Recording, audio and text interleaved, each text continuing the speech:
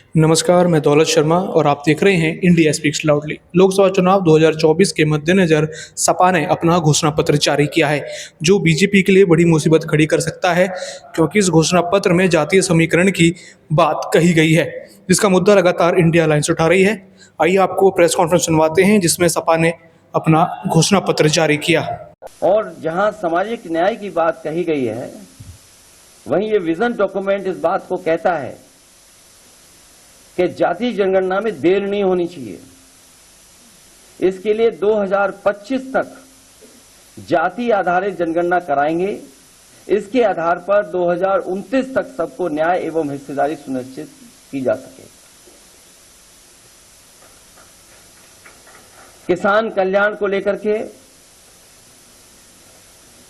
दुग्ध सहित सभी फसलों के लिए एमएसपी की गणना स्वामीनाथन फार्मूले के तहत हो, और जो फार्मूला दिया गया है C2 उसी के तहत किसानों को एमएसपी मिले। इसके अधिकार की बात ये विजन डॉक्यूमेंट करता है। इस देश के किसानों ने बहुत आंदोलन चलाया।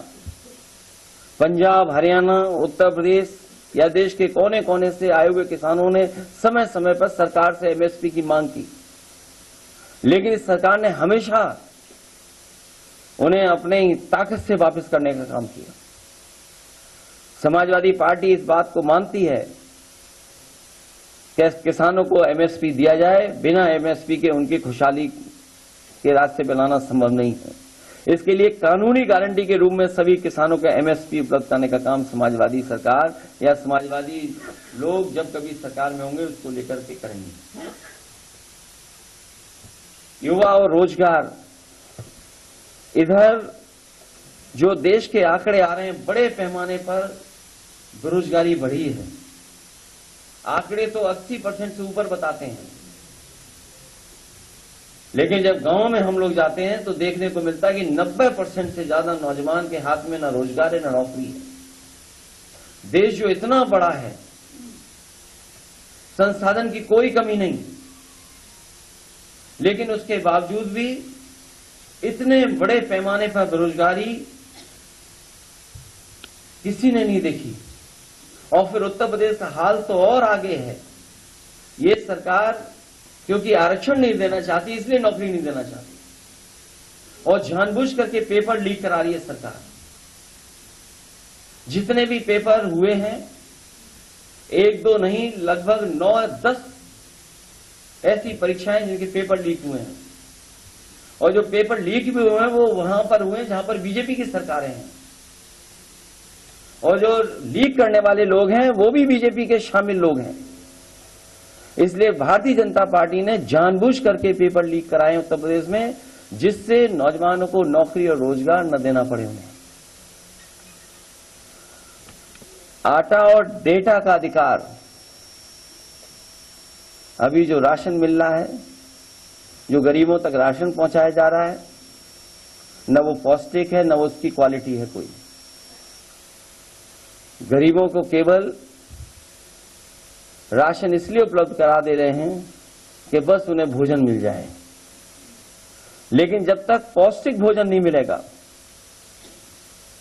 तब तक उनका स्वास्थ्य बेहतर नहीं हो सकता, वो सोच और समझ भी नहीं अच्छी हो सकती है। इसलिए आटा और डाटा का अधिकार की बात इसमें हम लोग कर रहे हैं। निःशुल्क शिक्षा का अधिकार सुनिश्चित करेंगे। शिक्षा के लिए बजट जीडीपी के 3% से बढ़ा करके 6% लगभग 2 गुना करने का ये विजन डॉक्यूमेंट में हम लोग शामिल कर रहे हैं। महिलाओं के खिलाफ अपराध के लिए जीरो टॉलरेंस एवं देशव्यापी हेल्पलाइन कैसे उपलब्ध हो उनको, उसके लिए काम करेंगे। उत्तर प्रदेश का जब चुनाव था उस समय समाजवादी पार्टी ने इस बात को माना था कि ओल्ड पेंशन स्कीम को लागू किया जाए। इस विजन डॉक्यूमेंट में भी हम लोग शामिल कर रहे हैं। पुरानी पेंशन योजना, ओपीएस को पैरामिलिट्री सहित सभी के लिए फिर से बहाल किया जाएगा, क्योंकि ये मांग हमारे सभी कर्मचारियों की है। जिस तरीके से सीमाएं असुरक्षित होती जा रही हैं और समय समय पर अखबारों के माध्यम से कुछ और माध्यम उससे जो जानकारी मिलती है, भारत का कुछ हिस्से में बहुत ज्यादा सीमाएं सिकुड़ रही हैं और इस सरकार ने जानबूझ करके अग्निवीर लाने का काम किया है। और अग्निवीर व्यवस्था इसलिए लाई है सरकार क्योंकि जो हमारे गांव के परिवारों के बच्चे जो चले जाते थे, उनकी आर्थिक और सामाजिक दोनों पहलुओं पे उनकी तरक्की हो जाती थी, खुशहाली आ जाती थी, उन्हें सम्मान मिलने लगता था, आर्थिक रूप से वो थोड़े बहुत खुशहाल हो जाती। अगली पीढ़ी अच्छा पढ़ लिख लेती थी, नौकरी अच्छी पा लेती थी। इसलिए जानबूझ करके कि गांव गरीब के बच्चे पढ़ ना पाए, आगे ना बढ़ पाए, ये अग्निवीर व्यवस्था लाने का काम किया है। इस विजन डॉक्यूमेंट में समाजवादी पार्टी और हम सब का मानना है अग्निवीर नीति को समाप्त किया जाएगा। सशस्त्र बलों में नियमित भर्ती एक बार फिर से शुरू की जाने का काम होगा।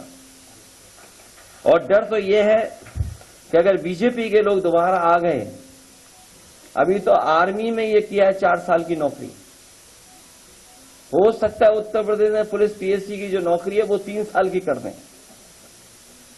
तो अभी तो अग्निवीर की है, इन्होंने फौज का किया है, हो सकता है उत्तर प्रदेश में भी ये व्यवस्था लागू कर दें कि जो पुलिस के लोग हैं इनको 3 साल की नौकरी दें बस। तो सुना आपने, यहाँ पर जातीय जनगणना की बात की गई है, जो लगातार ये मुद्दा बीजेपी को घेर रहा है। तो देखना होगा कि क्या इस जातीय जनगणना वाले मुद्दे पर जनता सपा को वोट देगी या नहीं। बाकी और भी अच्छी खबरें जानने के लिए देखते रहिए इंडिया स्पीक्स लाउडली। धन्यवाद।